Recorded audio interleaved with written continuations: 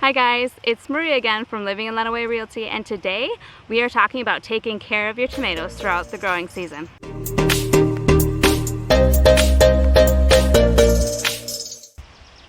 Hi guys, it's Maria from Living in Lenawee Realty, and I am here today with some more tips on planting tomatoes. So on the last episode, we actually planted the tomatoes. Today we're going to talk about taking care of the tomatoes throughout the season. So if you haven't already planted your tomatoes, there is about 100 days left in our area for planting. So we just want to make sure it's going to be during the warm season. They don't really like cool temperatures. So if you've already planted your tomatoes, you're going to want to mulch your tomatoes if you haven't already. So especially during periods of drought, that's really going to help retain the moisture in your soil, as well as making sure when it rains or when you water that you don't get splashback onto the leaves from the soil. Most of the diseases that their tomatoes are going to get are from the soil, and all soil has disease. Also, it protects the soil from the sun. So we have a lot of life in our soil, hopefully. And when the sun hits that, it can destroy a lot of that life. So mulching it, putting something over any bare soil that you have that's not shaded from the leaves of your plants, you want to mulch and help protect your soil. That's going to support your plants. Now with the tomatoes, as we talked about last time, is the indeterminate and determinate tomatoes. So typically you're going to want to support any variety of tomato, with the exception for several varieties that you can grow in your patio that are just dwarf varieties.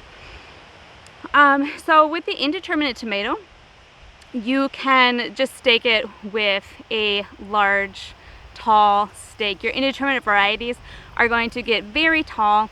I like to just top them off about as high as I can reach. So for me, that's not very tall, but for however tall you can reach, that's probably where you want it. And that's going to help it not get too tall, where if you can't continue to support it, it's not going to fall over on itself and possibly break off the plant entirely.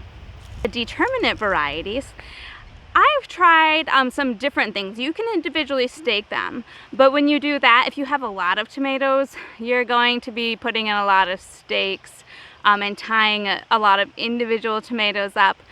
What I do is called the Florida weave. And all that is I tie up the tomatoes on one end of the garden with a T-post.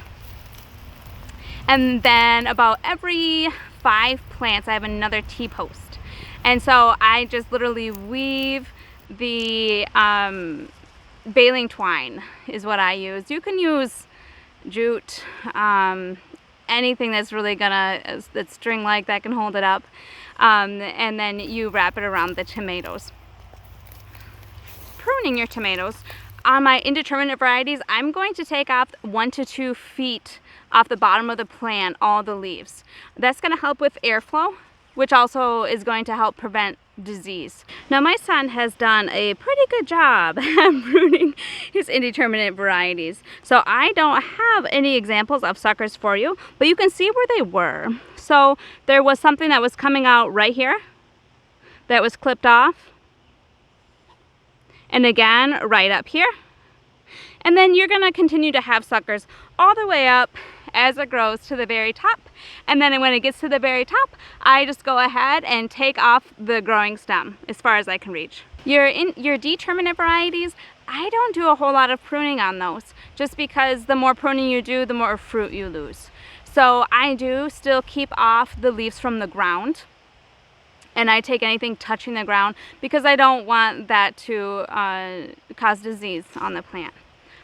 So tomatoes are self-pollinating.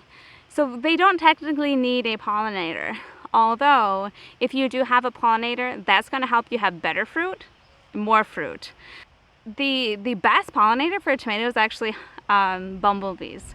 So a lot of people think of the honeybee when we're talking about pollinators. The bumblebee is actually the one you want in your garden for pollinating tomatoes. Your tomatoes are going to need more help with pollinating during cool temperatures, when your days are shorter and the bees just aren't flying as long or as much.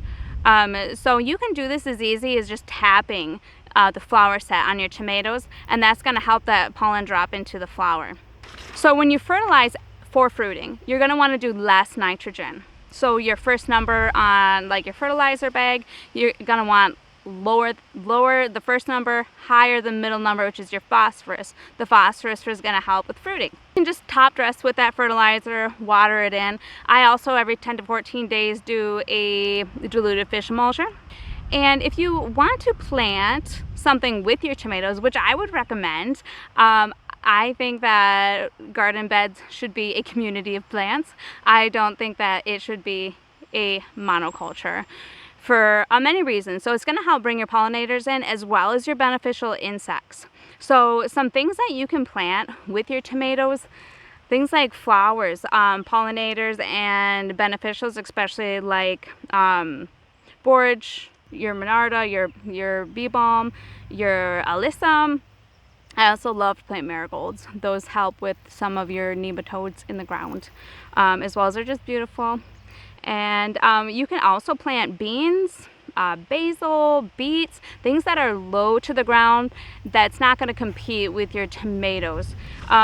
Your lettuce, radishes, that's also going to grow really well in the shade of your tomatoes. So in the summer where those things typically don't do well because of the heat and because of the sun, sometimes you can plant those right in between the rows of your tomatoes, and that's going to provide it with the shade that it's going to need during the hotter temperatures in the summer. So there you have it, taking care of your tomatoes throughout the growing season. If there's anything else you have any questions about in the garden, comment below and I'll see if I can help you out. Subscribe to our channel. We have lots of upcoming videos for you. If you have any needs for real estate, give us a call at Living in Lenawee Realty, 517-403-6939. Have a great day. Bye.